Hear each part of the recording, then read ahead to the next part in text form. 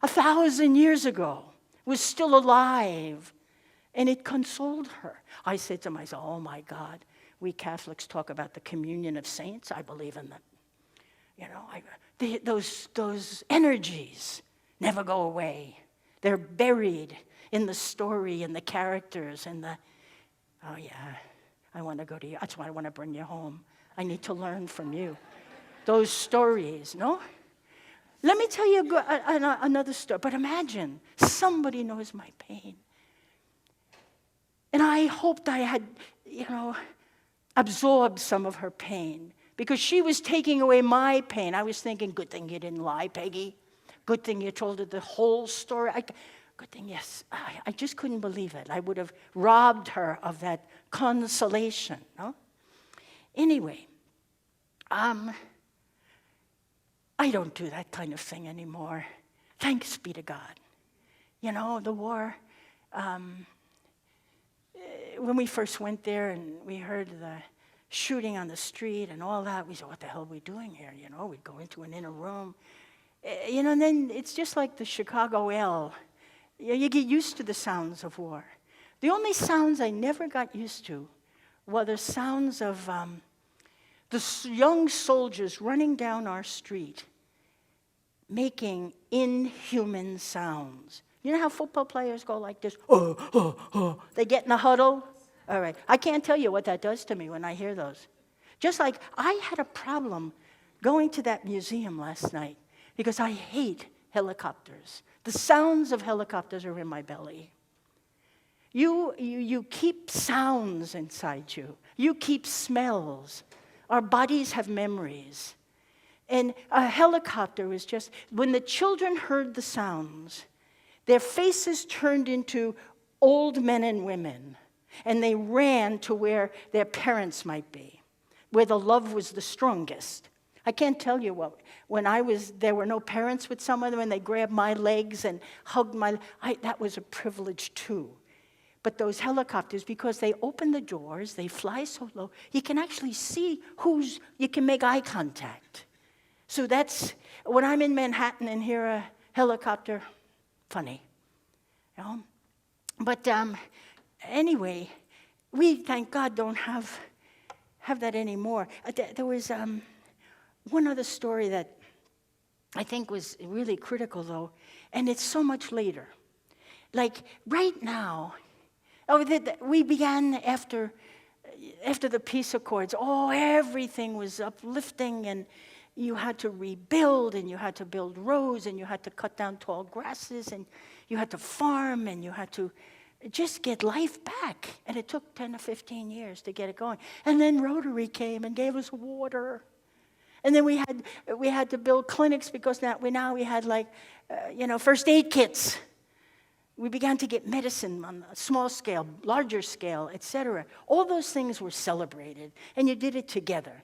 Like I slept under a tree for 3 months with one community in a common kitchen as we just dug roads and plotted where houses would go up. And, I wrote home and I said, Ma, you want to know? We got a better house. I don't anymore sleep in just a garbage bag because we put bamboo sticks.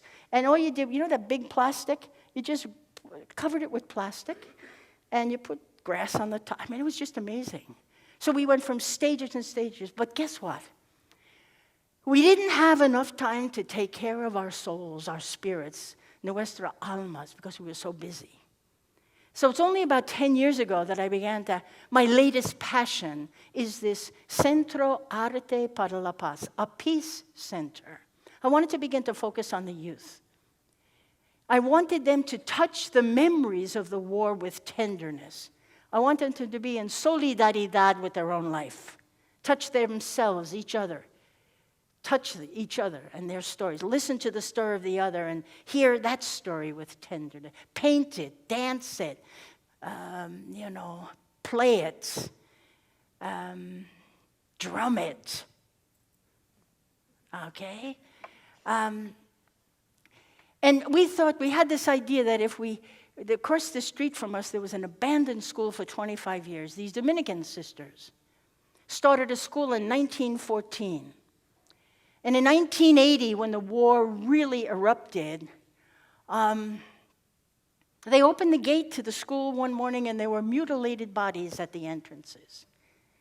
You know, I was so naive. I thought death threats came from anonymous phone calls or a note on mutilated bodies. Well, they left Suchitoto in 9 hours. They even left their underwear in the drawers. They got out in the back of a bread truck. And they never came back for 25 years. And I kept looking at this abandoned school and old chapel and, wondering, when are they coming back? Finally, I went. And myself and Sister Pat Farrell went. And we said, when are you coming? We'd love to work with you. And they said, we can't. We have no money. We don't have enough personnel. And we just rebuilt 2 schools. The same thing happened to those schools in Guatemala. So they said, do you want to use it? We said, yes. We told them our plan. And they said, you don't have to pay us rent. But then they said, in 3 years, it'll cost you $350,000. I wanted another nun discount, Yeah. I just said, 350, maybe they'll come down. Do you know we got it in 3 years? Just from people who took out mortgages with us. I mean that. In different churches, they were willing to pay like they were paying a second mortgage. Just imagine.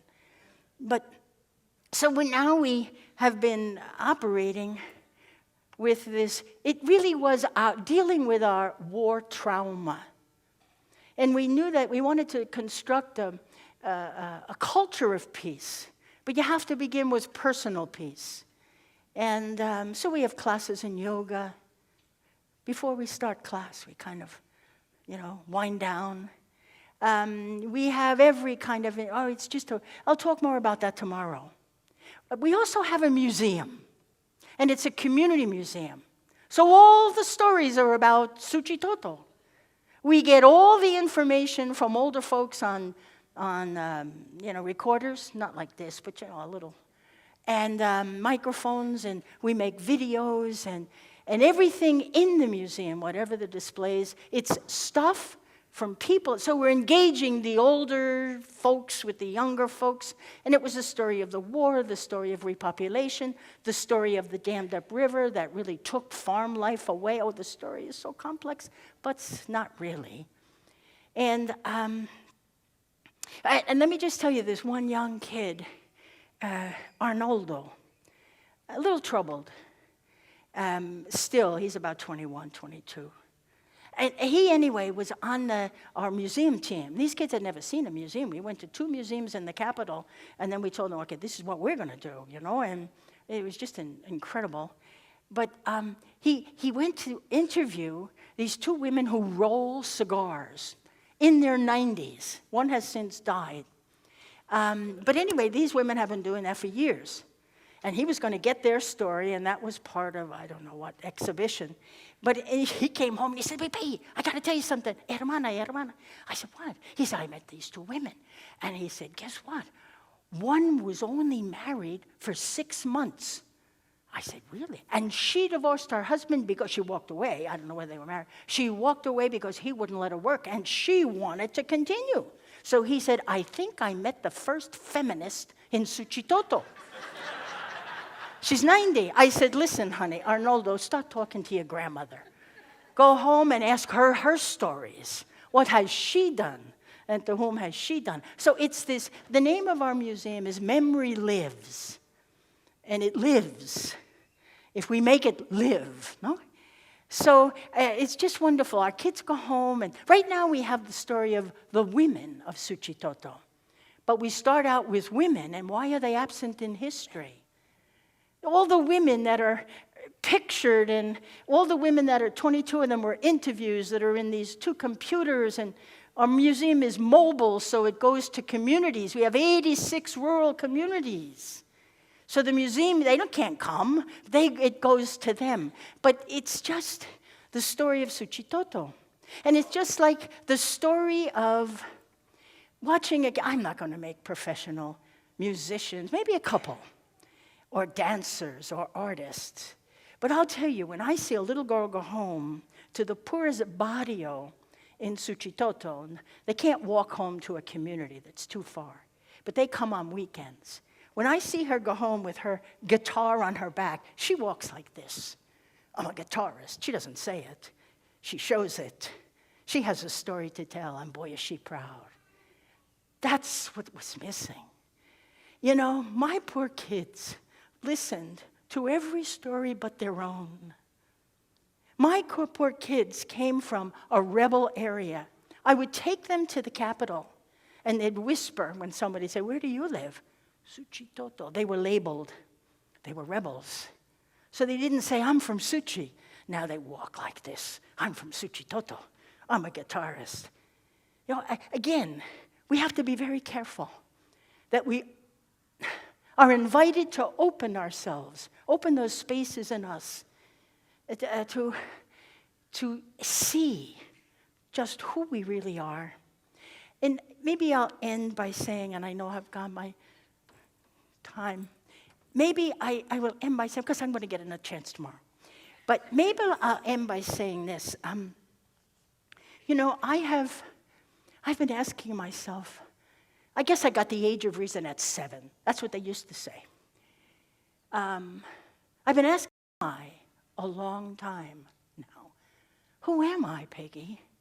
Who am I now after knowing that my government will do things I don't like? Who am I now after El Salvador? Think of all the times I've asked that. So I know better who I am. That's the joy of getting older. I want to tell you something. I don't know if you know the original definition of the word virgin. I tell my university students, "You're all virgins." Ha, ha, ha. They look at me, no? I say, wait a minute. The original definition of the word virgin had nothing to do with anything bodily. That came in the 4th century, and that's another story. But it had nothing to do with anything physical. The word was applied to the goddesses. The goddesses were called virgins because they were strong women. They were not derived women. They did what they did because for them it was the truth. My mother was a virgin. She had 7 of us with my dad. But she acted out of her own truth, her own center. You know? I'm one of the most virgins in the room, not the most, because there are some people here maybe a little bit older than me. You get better at it as you grow older because you know better who you are and what you must do. Because for you it is the truth. Monsignor Romero, Nelson Mandela, Gandhi had to do what they did. Malala had to do what she discovered. And she's doing it like an 80-year-old. She's so wise. No?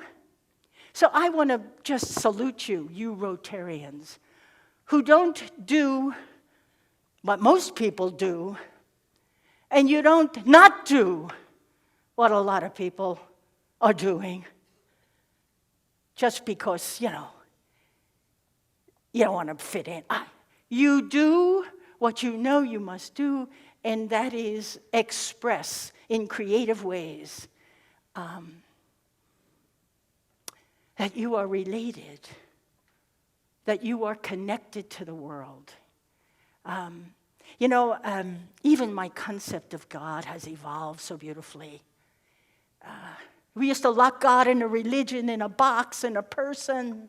We have trespassed on the fullness of God. G-O-D means can't be bound.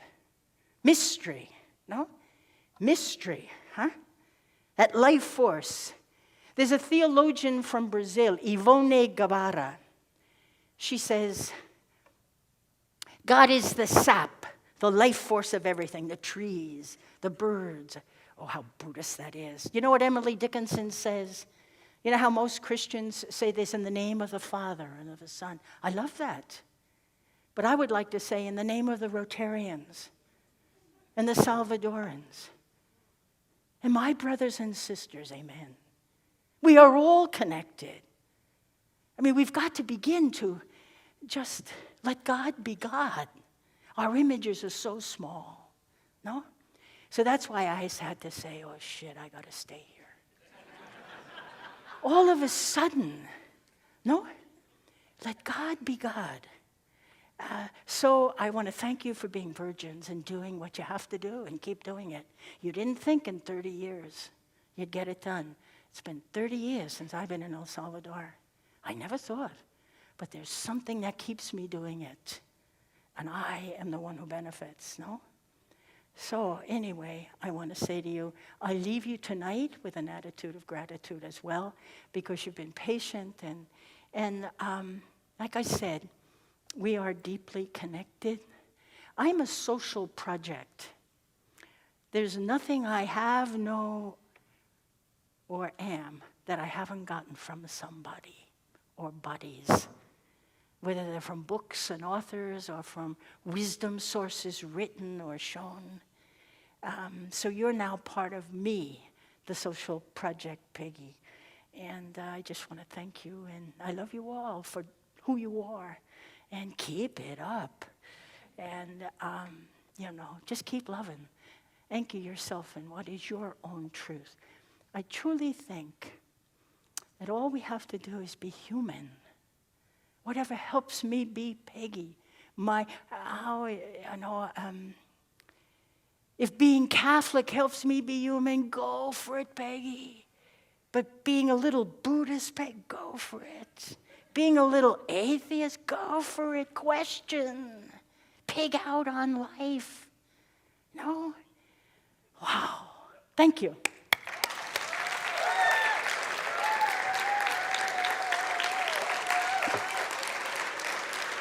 Okay. Is it okay? Thank you. Thank you. Where do I stand? We are so inspired to have a woman of wonderful faith in our midst. Thank you for all you do, Sister Peggy. Yeah, thank you. You're welcome. Thank you. Stay right here. Thank you.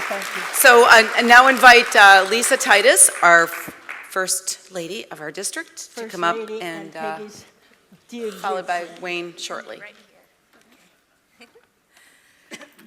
Well, the first time that we took our sons to El Salvador, they fell in love. And they said, "Mom, are all nuns this cool?" And I said, "Oh no." I said, "Sister Peggy is definitely the coolest." And more evidence of this came on another trip down there. I was walking through the university where she teaches.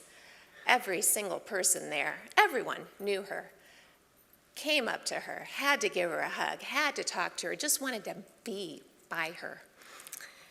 She's a rock star. That's it. And the funny part is, she's always on the move, and she walks faster than anyone you could possibly imagine, even on the cobblestone streets of Suchitoto. Always with a mission, always with a twinkle in those bright blue eyes. And as busy as she is all the time, we are so thankful that you're here with us. So thank you. She's a blessing. I love you, Lisa.